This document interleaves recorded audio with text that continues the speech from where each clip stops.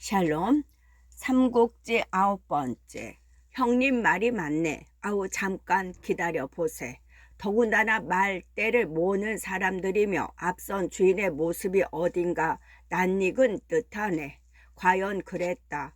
도원으로 드는 걸 보니 앞선 사람은 소상과 장세평이었고 말대를 모는 것은 그들의 종자들이었다. 하늘이 우리를 도와주시는구나. 유비는 속으로 가만히 외쳤다. 그들이라면 어떻게 말을 변통해 볼 수 있을 것 같았기 때문이었다. 그러나 얼굴에는 터럭만큼도 그런 기색을 드러내지 않고 그들 둘을 맞았다. 장대인과 소영이 이 누추한 진중을 어이 알고 찾으셨소. 세 분 대엽께서 의군을 일으키셨다는 소문은 이 탁군 전체에 바다합니다. 이 소아무개의 귀가 촌농으로 틀어막혀 있지 않는 다음에야 어찌 그걸 듣지 못했겠습니까? 해서 도울 일이 없을까 하고 달려와 보았습니다. 소쌍이 얼굴 가득 웃음을 띤 채 그렇게 대답했다. 장세평도 평소와는 딴 사람 같은 얼굴로 소쌍의 말을 거들었다. 아무래도 의군을 일으키시자면 마필과 군자가 필요할 것 같아 여기 말 100여 필과 금은 500냥 좋은 쇠천근을 가지고 왔소. 거두어서 요긴하게 써주시면 그보다 더 다행이 없겠소. 하지만 아직 아무런 공도 이루지 못한 터에 어찌 이렇게 많은 재물을 거둬들일 수 있겠습니까? 찾아주신 두 분의 후의만으로도 이 유아무개는 그저 감격할 따름입니다. 속으로는 기쁨으로 뛸 듯 하면서 유비는 짐짓사양하는 채 했다. 유비가 내다르며 무엇라고 떠들어 대려다가 유비의 엄한 눈길을 받고 장비가 내다르며 무엇라고 떠들어 대려다가 유비의 엄한 눈길을 받고 마지못해 입을 다물었다. 소쌍이 다시 그런 유비의 말을 받았다. 유대엽께서 저희가 너무 생색을 낸다 여기실까 바른대로 말하겠습니다. 원래 이 말들은 팔기 위해 북방으로 끌고 가던 것이었으나 도중에 황건적이 있어 부득이 되돌아오지 않을 수 없었습니다. 오다가 가만히 생각하니 중산으로 끌고 가보았자 말이 필요한 관부의 성화를 배겨낼 것 같지 않고 더욱이 도중에 도둑대나 만나면 공짜로 빼앗기기 십상이라 장대인과 의논하여 이리로 온 것입니다. 금은과 새는 마필에 붙인 작은 정성에 지나지 않습니다. 그렇지만 상인은 이를 무섭게 여기는데 어찌 아무런 대가도 주지 못하면서 이 많은 것들을 받을 수 있겠습니까? 그런데도 오히려 그렇게 겸손히 말하시니 더욱 손이 오그라드는 것 같소이다. 장사치라고 해서 어찌 나라가 없고 임금이 없겠습니까? 비록 몸을 던져 싸우지는 못하나 재물이라도 내어 작은 보탬이 되고자 하니 대업께서는 거두어 주십시오. 소쌍의 정은 잠옷 감곡했다. 그러자 옆에 섰던 관우가 천천히 입을 열어 소쌍을 거들었다. 형님, 소영의 뜻이 이토록 간곡하니 거두어 드리시지요. 뒷날 도적을 물리친 후에 되돌려 줄 수도 있지 않겠습니까? 맞소. 우리가 뭐 이 말을 차지한다고 해서 사사로운 욕심이나 채우자는 것은 아니잖소. 위로 나라를 구하고 아래로 백성을 평안케 하자는 노릇이니 이만 거두어 드립시다. 장비도 더 참지 못하고 나서서 그렇게 관우를 거들었다. 유비는 그래도 한동안을 더 사양하다가 장세평까지 나서 거듭 간곡히 정하자 겨우 마필과 금은을 받아들였다. 두 분의 의기를 뼈에 새겨 길이 기억하겠습니다. 그리고 두 사람을 위해 술자리를 마련하고 그들을 진송에 맞이 않았다. 소쌍과 장세평이 증산으로 돌아간 뒤 유비는 곧 솜씨 좋은 대장장이를 불러 새로 얻은 새로 세 사람의 무기와 갑주를 만들고 용사들을 위해서도 투구와 갑옷을 만들게 했다. 원래 유비에게는 선대로부터 내려온 보검이 있었다.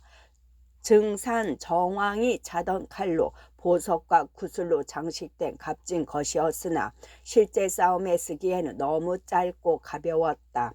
이에 유비는 새로이 5자 길이의 쌍고 검을 하나 벼리어 무기로 삼았다. 관우에게도 전에 쓰던 청룡도가 있었으나 역시 무게 82근의 칼자루만도 10자나 되는 청룡 언활도로 새로이 벼리었고, 장비도 선대의 절사물을 버리고 새로이 길이가 한길 8자나 된다는 뱀 모양의 창으로 바꾸었다. 군자가 넉넉해짐에 따라 용사들도 더 받아들였다. 이에 의군의 수는 300명에서 500명으로 늘어났다. 거기다가 말이 100필이 넘고 용사마다 날카로운 무기의 갑주까지 대강 갖추게 되니 연히 의군과는 비교도 할 수 없는 정병이었다. 무기며 갑주, 말, 깃발 등이 갖추어지고 용사들도 어느 정도 대와 오를 갖출 수 있게 되자 세 사람은 시각을 지체하지 않고 유주성으로 군사를 몰아갔다. 돗자리 장수가 대장이 되었군. 이가촌의 식객도 장수가 되었네. 아니 저건 술 팔고 돼지 팔던 개망나니 장비가 아닌가. 한다 하는 탁군의 건달들은 싹 쓸어 가는군. 그들 의군이 탁현을 떠날 때 구격꾼들 가운데는 그렇게 빈정거리는 자들도 있었지만 유, 관, 장 세 사람의 인기는 하늘을 찌를 듯했다. 유주의 태수 유원은 장수 세 사람이 의군 500명을 이끌고 당도했다는 말을 듣자 크게 기뻤다. 교위, 추정을 재촉해 세 사람을 불러들이고 각기 이름을 물었다. 그리고 현덕이 같은 한실 종친인 것을 알고 더욱 기뻐하며 가만히 따져보니 족할 뻘이었다. 현덕은 유비의 자. 앞으로는 당시의 관례대로 유비를 자주 현덕이라 호칭하게 될 겁니다. 조카가 이렇게 와주니 천군 만마가 구원을 온 것보다 더욱 든든하네. 아무쪼록 잘 싸워 큰 공을 이루게. 유원은 현덕의 두 손을 어루만지며 그렇게 당부하고 술과 고기를 내어 따라온 500 용사를 위로했다. 유현덕의 첫 출발은 그로부터 사흘도 되지 않아 있었다. 황건적의 한 장수인 정원지가 군사 5만을 이끌고 드디어 탁군으로 밀려들자 유원이 교위 추정을 불러 명했다. 그대는 즉시 유현덕 등 세 사람을 선봉으로 삼아 도적을 막으라. 이에 현덕은 기꺼이 500 의군을 이끌고 선봉이 되어 황건적이 몰려오고 있는 곳으로 달려갔다. 탁군 대흥산 아래 이르니 황건적은 벌써 그곳까지 밀려와 있었다. 모두 산발한 머리에 누런띠만 질근 동인 적의 5만 대군은 들판을 메뚜기 떼처럼 뒤덮고 있었다. 비록 이끌고 온 군사의 100배가 넘는 적세였지만 현덕은 조금도 두려워하지 않았다. 양군이 대치하여 멈추어 서자 말을 달려 앞서 나오며 소리쳤다. 나라에 반역한 도둑놈들아, 어서 빨리 항복하지 못하겠느냐. 그런 그의 오른쪽에는 관운장이 2자가 넘는 검은 수염을 휘날리며 82근 정령도를 들고 서 있고 왼쪽에는 장인덕이 고리눈에 역시 한길 8자나 된다는 사모를 들고 호위하고 있었다. 황건적의 대장 정원지는 크게 성이 났다. 잘 조련되었다는 관군도 누런 깃발만 보면 벌벌 떨며 달아나는데 대우도 제대로 못 갖춘 잡병 500을 거느리고 유현덕이 그토록 큰 소리를 친 까닭이었다. 가서 저 애송이 촌놈의 목을 베어오너라. 정원지는 부장 등무를 보고 그렇게 명했다. 거기까지는 승승장구해온 터라. 등무는 기세 좋게 말을 달려나갔다. 그걸 보고 현덕 곁에 섰던 장비가 장팔 사모를 꼬나들고 마주 달려나왔다. 하지만 가엾게도 등무는 장비의 적수가 되지 못했다. 장비에 손이 들리며 창이 한번 번뜩 가던가 싶더니 등문은 한마디 비명과 함께 몸을 뒤집으며 말 등에서 떨어졌다. 등무가 단 1합에 꺾이는 것을 보고 자기 편의 사기가 떨어질 걸 염려한 정원지는 누구에게 명할 것도 없이 스스로 칼을 뽑아 춤추며 말을 몰았다.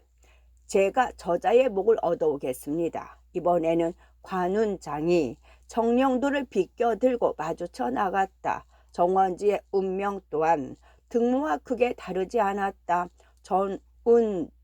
관운장에 달려 나오는 기세에 놀란 정원지는 손 한 번 제대로 써보지 못하고 정령도에 두 동강이 나서 말 아래로 떨어져 버렸다.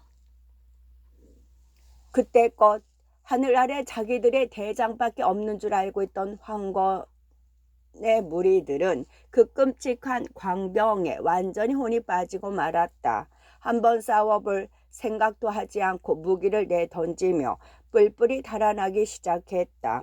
현덕이 그것을 놓치지 않고 500 용사를 힘으로 덮치니 항복하는 자 그 수를 헤아릴 수 없을 정도였다. 완전한 승리였다. 그리고 유, 관, 장 세 사람에게는 서로에 대한 새로운 감격이었다. 관우와 장비에게는 항상 너그러운 미소와 부드러운 목소리로만 이해되는 유비에게 그처럼 지용을 겸한 장수의 재질이 숨어 있다는 게 놀라움이 아닐 수 없었다. 유비는 유비대로 두 아우의 용맹과 무예가 뛰어난 줄은 알았지만 그토록 대단한 줄은 몰랐다. 아무리 하찮은 도적대라지만 적어도 한 무리의 대장 둘을 각기 한창 한 칼에 떨어뜨리니 어찌 놀랍지 않겠는가. 뒤이어 달려온 교유 주정도 놀랐다. 선봉으로가 적의 기세나 꺾어주면 다행이라 여긴 유비의 군사들이 그 100배나 되는 적을 여지없이 깨트려 버린 때문이었다. 턱없이 우쭐거리며 몰려온 시골 장정들에 지나지 않으리란 짐작으로 은근히 유비가 이끌고 온 군사들을 깔보고 있던 주정은 그때부터 유비와 그의 용사들을 다시 보게 되었다. 일당백이란 말이 있다더니 그들이 바로 그런 일당백의 용사들이었다. 첫 싸움에서 크게 이기고 돌아오니 유주목 유원은 친히 성문 밖까지 나와 유비의 군사들을 맞았다. 그리고 전곡과 피륙을 풀어 그 공을 기리고 크게 잔치를 벌여 노고를 위로했다. 군사들과 갑주꾼을 풀고 마음껏 먹고 마시며 즐겼다. 하지만 오래 쉴 팔자는 못 되었다. 다음날 청주 태수 공격에게서 급한 파발이 왔다. 황건적 수만이 성을 에워싸 곧 함락될 지경에 이르렀으니 급히 원군을 보내 구해 달라는 내용이었다. 그 급보를 받은 유원은 곧 현덕을 불러들여 물었다. 청주가 위태롭다니 어찌했으면 좋겠는가. 우리도 군사가 넉넉지 못한데 실로 난감하구나. 그러자 현덕이 선뜻 대답했다. 이 비가 구하러 가겠습니다. 길이 멀고 도적대가 여기저기 날뛰는데 겨우 500명으로 무얼 하겠나. 유원은 그렇게 반문한 뒤 한동안 생각에 잠기더니 이윽고 결단을 내린 듯 교위 추정을 돌아보며 말했다. 그대는 유주의 병마 5천을 거느리고 여기 이 유현덕의 뒤를 받쳐 청주를 애움에서 구하고 오라. 유언으로서는 큰 용단이었다. 나중에 문책을 면하기 위해서라고는 하지만 5천씩이나 빼난다면 유주가 위태로워질 수도 있었다. 그런데도 유주 경내의 황건정은 이미 깨뜨린 뒤여서인지 유언은 별로 걱정하지 않았다. 명을 받은 현덕은 관장 두 아우와 500 용사를 거느리고 그날로 먼저 청주를 구원하러 떠났다. 첫 싸움의 피로가 아직 씻기지 않은 채였지만 사기만은 하늘을 찌를 듯 높았다. 청주성을 에워싸고 있던 황건적들은 구원병이 이른 걸 알자 군사를 나누어 어지러운 싸움을 일으켰다. 성을 에워싼 자는 계속하여 성을 공격하게 하고 나머지는 길을 나누어 여기저기서 오는 구원병을 막는 식으로 우세한 머리수에만 의지한 계책이었다. 현덕과 그 아래의 500용사는 거기서도 용감히 싸웠으나 워낙 적의 수는 많고 이쪽은 적은 데다 또 여러 갈래에서 대항해 오니 이길 수가 없었다. 마침내 30리나 군사를 물려 진체를 내리고 관우 장비 두 아우를 불러 말했다. 도적들은 머리수가 많고 우리는 적으니 반드시 기계를 써서 군사를 움직이지 않으면 이길 수 없을 것 같네. 그리고 추정의 본군이 이르기를 기다려 한바탕 매복계를 펼쳤다. 관우로 하여금 가까운 산 오른편에 1천 군마를 이끌고 숨어있게 하고 장비는 산 왼쪽에 역시 1천 군마를 거느리고 숨게 한 뒤 징소리를 신호 삼아 일제히 내달아 싸우도록 일렀다. 적의 대군을 그리로 유인하는 것은 현덕 자신과 추정이 남은 3천여의 인마로 직접 해볼 작정이었다. 관우와 장비가 어둠을 틈타 각기 1천 군마를 거느리고 지정된 곳에 숨자 현덕과 추정은 날이 밝기를 기다려 남은 군사를 이끌고 다시 청주성으로 향했다. 기치와 창검을 정연히 하고 북까지 울리며 당당히 저들어갔다. 그걸 본 황건적들은 다시 그 몇 배의 대군으로 마주쳐 왔다. 전날의 승리로 자만심이 생겨 혼전을 버리고 전공으로 맞서 온 것이었다. 양군이 부딪자 현덕은 한바탕 싸우는 채 하다가 짐짓 패한 양 군사를 돌려 달아나기 시작했다. 현덕의 매복계를 알리 없는 황건적들은 자기들이 다시 이긴 것이라 믿고 승세를 다 쫓아오기 시작했다. 그런데 십리도 못 가 한 산 허리에 이르렀을 무렵이었다.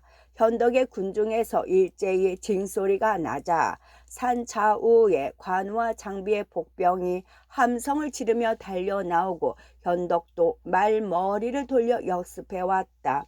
황건적들은 아직도 머리수에 있어서는 현덕군의 비교도 되지 않을 만큼 우세하였으나 갑작스레 당한 일이라 당황하고 말았다. 관우 장비의 복병이 수십만으로 보일 뿐만 아니라 그때껏 얕보며 따라왔던 현덕의 군사들마저 갑자기 몇만으로 불어난 듯한 느낌이었다. 싸울 용기가 난리 없어 눈사태 뭉그러지듯 저희 패거리가 애워싸고 있는 청주성을 바라고 달아나기 시작했다. 구원을 기다리고 있는 청주태수 공경이 그 좋은 기회를 놓칠 리 없었다. 쫓긴 적이 성 아래로 몰려드는 걸 보자 성병과 더불어 성문을 열고 나와 싸움을 도왔다. 그렇게 되고 보니 다시 앞뒤로 적을 맞게 된 황건적은 당해낼 재간이 없었다. 베이고 밟히고 하면서 극히 적은 수만 목을 붙여 달아났다.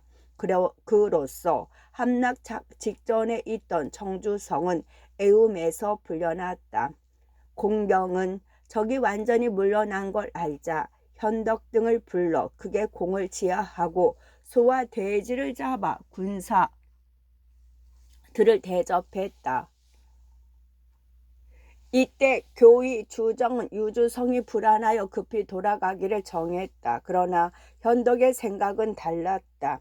이제 교의께서는 그만 유주성으로 돌아가십시오. 이 비는 원래 데려온 인마와 함께 달리 가봐야 될 곳이 있습니다. 유비의 그 같은 말에 주정이 적이 놀라운 표정으로 물었다. 대수께서는 도적들로부터 유주를 지키는 일에 장군을 기둥으로 들보처럼 여기시는데 어이 말씀이요. 우리 유주를 버리고 어디로 가시려오. 근자에 들으니 노시 중랑장께서는 광종 땅에서 왕건의 우두머리 장갑과 싸우고 계시다고 합니다. 비가 일찍이 스승으로 모신 바 있어 이번에는 그곳으로 도우러 갈 작정입니다. 유저의 도적은 이미 예봉에 꺾였으니 앞으로 큰 우환은 없을 것입니다. 그러자 주정도 고개를 끄덕이며 유비의 말을 받아들였다. 장굴의 뜻이 그러하시다니 이 정도 말릴 수 없구려. 의기가 장하시오. 부디 큰 공을 이루기 바라오. 그리고 데리고 온 5천 인마를 이끌고 유주로 돌아갔다. 유비는 자신이 본시 이끌고 온 500의금만을 이끌고 그날로 광종을 팔아 떠났다. 광종에 이르자 인마를 영밖에 세워둔 채 노식의 진중을 찾아간 유비는 먼저 이름을 들여보내 옛 스승께 뵙기를 정했다. 노식도 옛 제자를 잊지 않고 있었다. 손수 장막을 걷어 젖히고 유비를 맞아들였다. 내가 탁군을 떠날 때는 아직 홍안의 소년이더니 그 사이 허는 장부가 다 되었구나. 그래 어인 일로 이 험한 곳까지와 나를 찾았느냐. 유비가 스승을 뵙는 예를 마치자 노식이 부드럽게 물었다. 두 아우와 500 장정을 모아 스승님을 도러 왔습니다. 두 아우라, 너는 홀 어머니의 외아들이 아니냐. 그리고 500 장정이라니. 두 아우는 이번에 결의한 관우와 장비란 자이었고 500 장정은 오직 진충 보국의 일념으로 의군에 응한 탁군의 용사들입니다. 이어 유비는 의군을 일으키게 된 경위와 유주 및 청주에서의 싸움 등을 자세히 말해 주었다. 듣고 난 노식의 얼굴이 더욱 밝아졌다. 나는 네가 정강성 정연의 문화에 들어 학업을 잊지 않고 탁군의 저작거리를 헤맨단 말을 듣고 근심했다. 그런데 이제 보니 오히려 내 뜻을 저버리지 않았구나. 심려를 끼쳐 죄송합니다. 공손 창관은 아직 자주 내왕이 있느냐? 몇 년 전 탁현 현령으로 있을 때 얼마간 가까이서 대한 뒤로는 한 번도 만나지 못했습니다. 그럴 것이다. 아직 양주에서 오랑캐를 막느라 몸을 뺄 겨를이 없다. 실은 이번에도 그를 불러 곁에 두고 쓰고자 했으나 여의치 못해 달리 사람을 구해왔다. 그러더니 노식은 장막 밖에 있는 사졸 하나를 불러 명했다. 원교위를 들라 하라. 원교위라 하면 누구를 말하는 것입니까? 원소라고 4세 5공의 명문인 하남 원시가의 후예니라. 이번에 특히 전작께 정하여 함께 데려온 인재니 많지 알아두어 나쁠 건 없다. 원소라면 들어본 이름이었다. 그러나 탁현에만 처박혀 있어 만날 기회는 없었는데 뜻밖에도 그곳에서 만나게 되니 유비로서는 참못 감격스러웠다. 벌써 천하의 이름이 알려진 낙양의 인재 를 만나게 되는 이름 없는 시골 청년의 호기심과 환상 때문이었다. 원소는 오래전에 나타났다. 점 원소를 대하는 유비는 그 빼어난 용자의 넋을 잃다시피 했다. 원래도 준수한 모습인데다 금동투구와 금빛 수술, 비단킷을 단 번쩍이는 점포에 보석과 구슬로 칼자루를 장식한 보검을 차고 나니 더욱 준수하고 영걸스럽게 보였다. 저것이 바로 영웅의 모습이다. 유비는 언뜻 그런 생각까지 들었다. 그러나 원소는 유비 따위는 안중에도 없다는 듯 똑바로 노식에게 다가가 굴레를 올리며 단정히 물을 뿐이었다. 저를 찾으셨습니까? 그러네. 내 특히 원본초에게 알고 지내게 하고 싶은 사람이 있어 불렀다네. 그리고 유비의 손을 끌며 소개했다. 여기 이 아이는 탁군에 사는 유비로 자는 현덕이며 한실 종친일세. 지난번 내가 신병을 핑계로 은거했을 때 얻은 제자인데 이번에 향리에 용사 500을 모아 특히 이 옛 스승을 돕고자 찾아왔네. 우레 같은 이름만 듣다니 이렇게 뵙게 되니 실로 이 비에게는 광영입니다. 앞으로 많은 가르치심을 빌겠습니다. 유비는 공손히 손을 모아 예를 했다. 그러자 비로소 원소도 유비를 살펴보았다. 좀 특이한 용모이기는 하나 그리 대단찮다고 느껴지는 듯했다. 원소라 합니다. 오히려 가르침을 빌겠습니다. 몸에 밴 예절로 공손히 두 주먹을 모으기는 해도 어딘가 마지못해 하는 것 같은 데가 있었다. 사실 낙양에서 당대의 명사들만을 사귀어온 원소에게는 유비가 특별한 인물로 보일 리가 없었다. 기껏해야 탁군 같은 궁벽한 곳에서 우물한 개구리처럼 우쭐거리다가 숭어가 뛰니 망둥이도 뛴다는 식으로 나라가 어지럽자 섣불른 공명심에 잡병 약간을 모아 나선 시골뜨기로 밖에는 보여지지 않았다. 유비의 기이한 제모는 사사로이 지은 허름한 점포에 가리워 드러나지 않았고 크고 화한한 정신도 아직은 접할 겨를이 없었기 때문이었다. 아마도 노식 같은 인물이 소개하지 않았더라면 원소의 자만으로는 이름조차 통하기를 꺼렸을 것이다. 무엇보다도 사람을 응대하는 데 밝은 유비가 그런 원소의 기분을 느끼지 못할 리 없었다. 일시 부끄러움과 분함에 빠졌으나 이내 슬며시 위로를 느껴졌다. 이 사람의 정신은 빼어난 그 용모를 따르지 못하는구나. 덕도 겉뿐이 예절을 따르지 못하고 하는 생각이 얼른 들었기 때문이었다. 그러고 보니 눈부시던 원소의 용모도 새롭게 비쳤다. 이목구비 무엇 하나 나무랄 데 없었지만 어딘가 풀어지고 흩어져 결단성과 의지를 보여주고 있지 못했다. 처음 그가 나타났을 때 어떤 무형의 힘처럼 유비를 억누르던 눈부신 빛 같은 것도 명문이란 배경과 오래 배움과 몸에 배인 예절이 어우러져 내는 무력한 후광일 뿐이었다.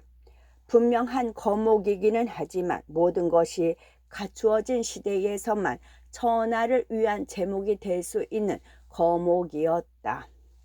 인사를 나눈 두 사람이 한동안 말없이 살피고만 있자 노식이 이상한 듯 유비에게 물었다. 전하의 원소를 만나보니 어떠냐? 안목이 새롭게 열리는 듯합니다. 스승님의 은혜로 이 미천한 비가 일생의 광영을 입었습니다.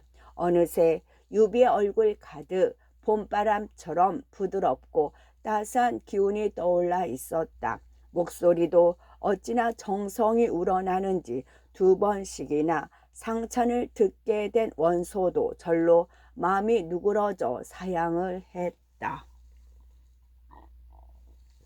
과찬의 말씀이요. 내가 보니 유공이야말로 숨은 영걸이시오. 그렇게 자리가 풀려나가자 노식은 다시 화제를 바꾸어 원소에게 물었다.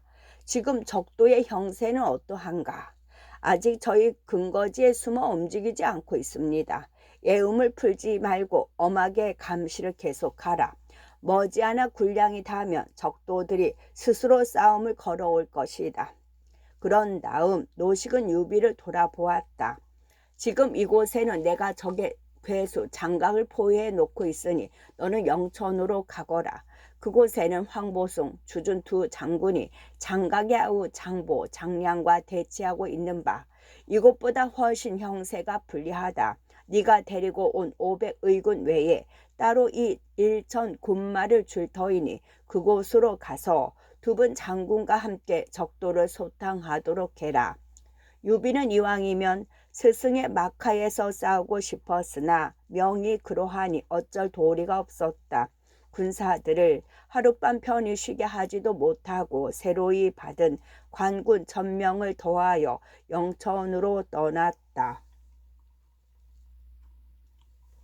그런데 영천에 이르기 얼마 전이었다. 한 군데 들판에서 지친 장도를 쉬게 하고 있는데 한때의 인마가 뿌옇게 먼지를 날리며 달려오고 있었다. 황건적이 미리 알고 덮쳐오는 것이 아닌가 싶어 싸울 태세를 갖추고 기다렸지만 가까이 오는 걸 보니 반갑게도 관군이었다.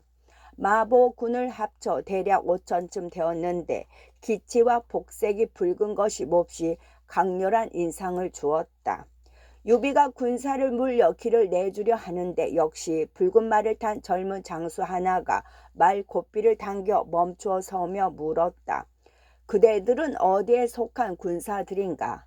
중량장 롯이 휘하의 일천 관군과 탁현에서 출발한 의군 500으로 이제 영천 황보승 주준 두 장군의 휘하로 가는 길입니다. 언제나 그러했듯 관우와 장비의 호의를 받으며 앞으로 나선 유비가 공손하게 대답했다. 그러자 상대도 약간 부드러워진 목소리가 되어 다시 물었다. 귀공은 누구시오? 나는 탁군 탁현에 사는 유비로 의군을 이끌고 노 중량장을 도우러 왔다가 이제 그분의 명을 받아 영천으로 가게 된 백신입니다. 백신은 벼슬 없는 사람. 그러면서도 상대를 살피던 유비는 문득 선뜩한 기분을 느꼈다. 가늘고 길게 찢어진 두 눈에서 쏟아지는 날카로운 빛 때문이었다. 엷은 입술, 짙으나 숱이 많지 않은 수염, 특별히 빼어난 것 없는 얼굴에 7자의 채 못 미치는 키, 붉은 점포와 호화로운 장식에도 불구하고 그다지 돋보이지 않는 용자였지만 그 몸 전체에서는 이상한 힘이 품어져 나오고 있는 것 같았다. 전날 원수를 처음 보았을 때와는 또 다른 충격이었다. 결코 예사로운 인물이 아니다. 유비는 그런 생각이 들자 목소리를 가다듬어 물었다. 장군의 크신 이름을 물어봐도 허물이 되지 않을는지요. 그러자 무엇 때문인가 유비를 유심히 살피고 있던 상대가 정중하게 물음을 받았다. 나는 백고초연에 사는 조조로 이번에 기도위가 되어 오천 마보군으로 황보승 장군의 후진이 되어 적도를 치러 가는 길이오. 역시 세상은 허명을 전하지 않은 모양입니다. 연희분은 아니시리라 짐작했습니다만 그렇다면 귀공께서는 이 몸에 보잘것없는 이름을 들은 적이 있으시오? 낙양 북부 도의의 매서운 이름을 누가 모르겠습니까? 이렇게 직접 뵙게 되니 실로 감격스럽습니다. 그러나 조조야말로 이 낯선 이름의 청년을 만난 것이 감격이었다. 처음 그를 보았을 때는 조조도 유비를 순진한 의기로 의군에 나선 시골뜨기 정도로 생각했다. 사사로이 별인 것임에 틀림이 없는 조잡한 투구를 쓴 온화한 얼굴에 어린 환한 빛도 그런 순진무구함에서 우러난 것이라 여겼다. 그러나 몇 마디 이야기를 하는 동안에 그것들은 그의 공손한 말투와 겸손한 몸가짐에 어우러져 알 수 없는 힘으로 자신의 목소리에서 힘과 자만을 빼내고 몸가짐을 낮추게 했다. 뚜렷이 설명할 수는 없지만 그것은 분명 자신이 한 번도 경험해 본 적이 없는 새로운 종류의 힘이었다.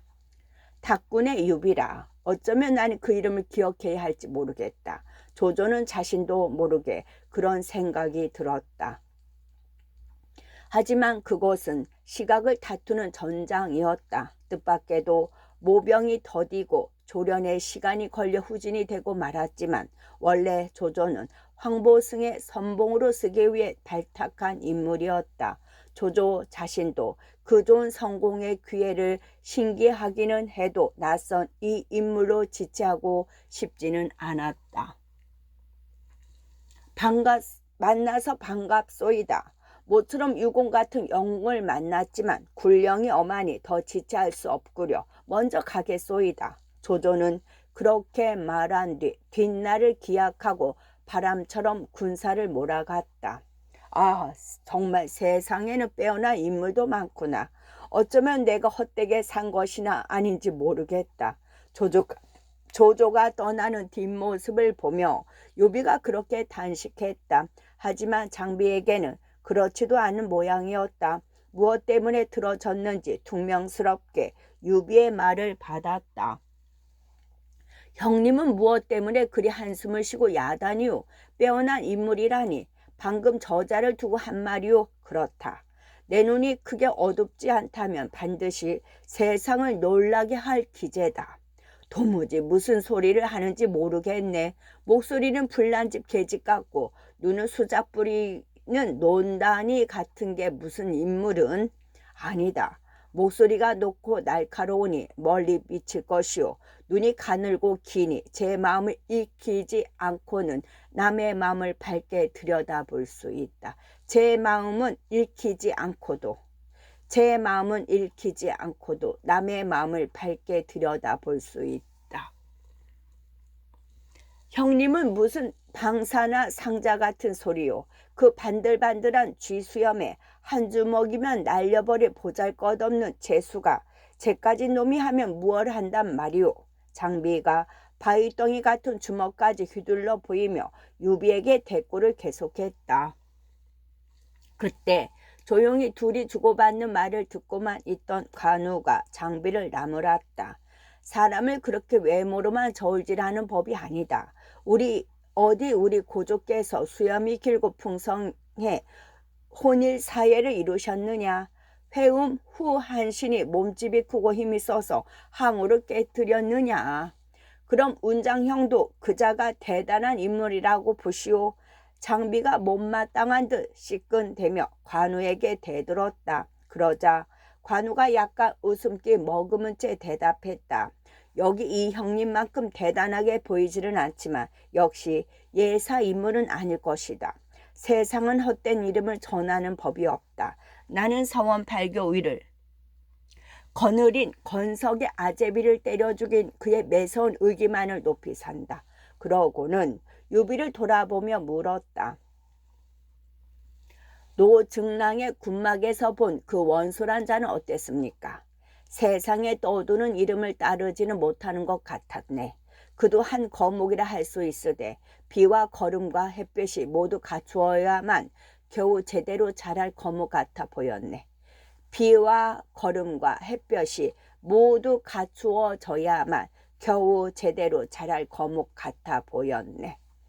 그럼 이런 난세에는 맞지 않는 인물이란 말이니까? 조조를 만나고 보니 더욱 그런 느낌이 드네. 그때 장비가 다시 퉁을 놓았다. 형님, 차라리 상자로나 앉으시구려. 한 번 보고 어찌 그리 잘 아시오. 그 말에 유비도 빙긋 웃었다. 네 말이 옳다. 무얼 보아서가 아니라 그저 느낌이 그렇다는 뜻이었다. 자, 그럼 이제 서둘러 군사를 움직이자.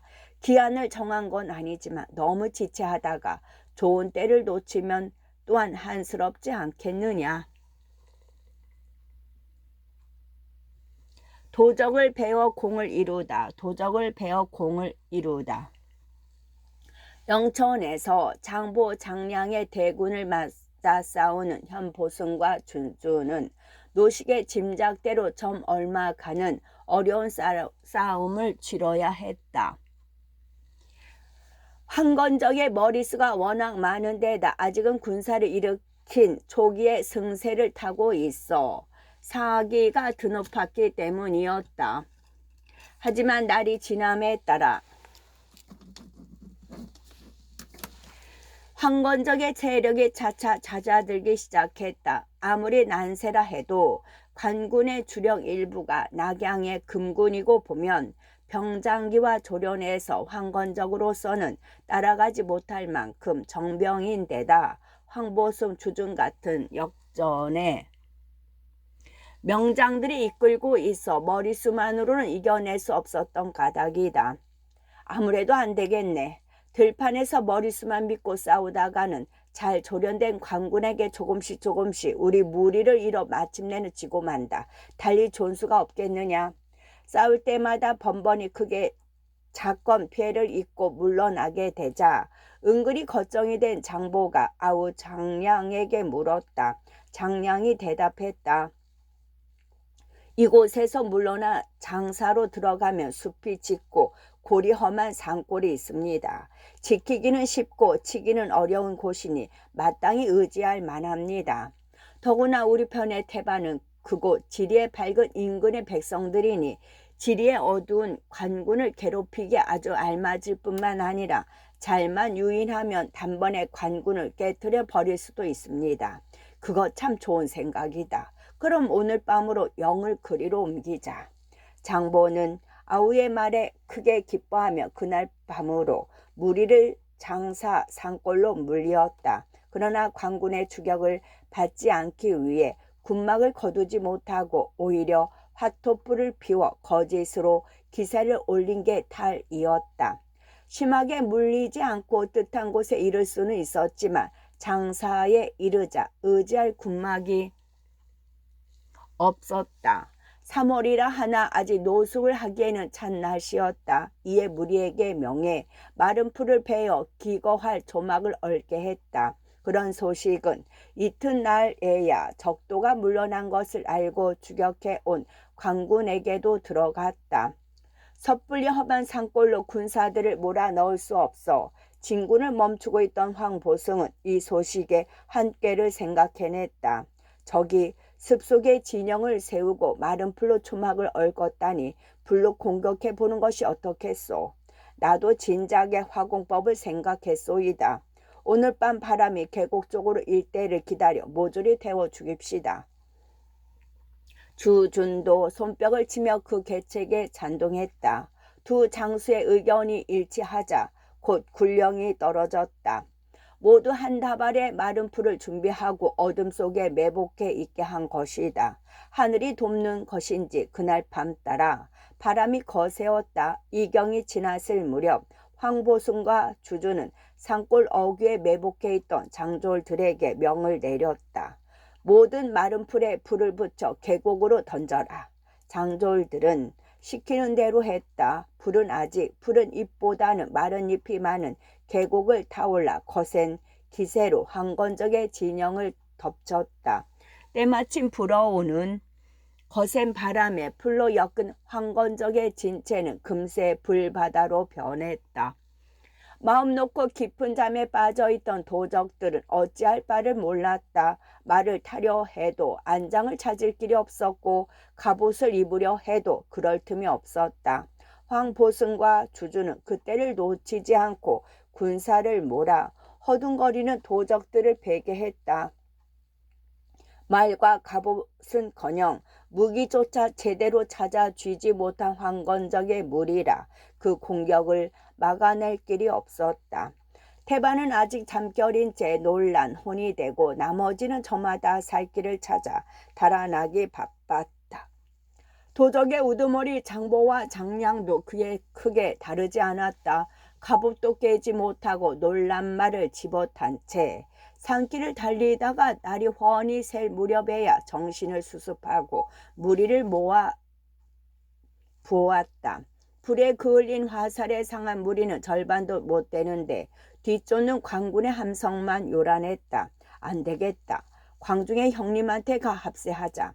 장보 장량은 그렇게 의논을 마치고 길을 잘 아는 자를 앞세워 광종으로 향했다. 하지만 그나마도 여의치 못했다. 미처 20리도 가기 전에 한때의 군마가 앞길을 막았다. 전주를 거스른 도적들아 어디를 달아나려 하느냐.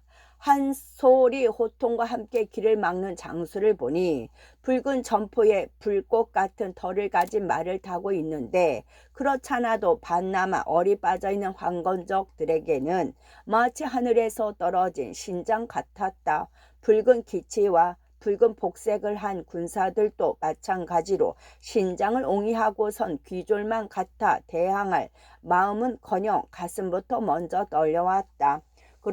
그렇게 되니 싸움다운 싸움이 될 리 없었다. 저마다 칼자루를 거꾸로 잡고 달아나는 도적들을 관병들이 따라가며 집단처럼 베어 넘겼다. 장보 장량의 배잔병을 덮친 것은 다름 아닌 조조의 5천 마보군이었다. 밤을 도와 영천으로 달려가던 조조는 이경쯤에 갑자기 창사 골짜기 하늘에서 불빛이 하늘로 치솟는 걸 보고 군사를 멈추게 했다. 저것은 필시 황보주 두 장군께서 도적들에게 화공을 베푸신 것임에는 틀림없다.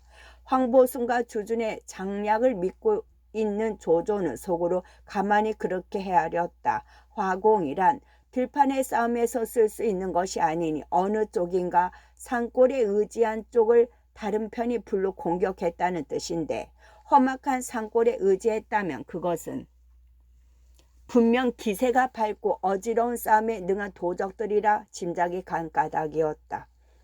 그렇다면 똑바로 관군의 진영을 찾아가는 것은 아무런 의미가 없었다. 이에 조조는 부군의 지세에 밝은 사절 하나를 찾아 그곳에서 광종으로 향하는 길목을 지키기로 했다. 끝.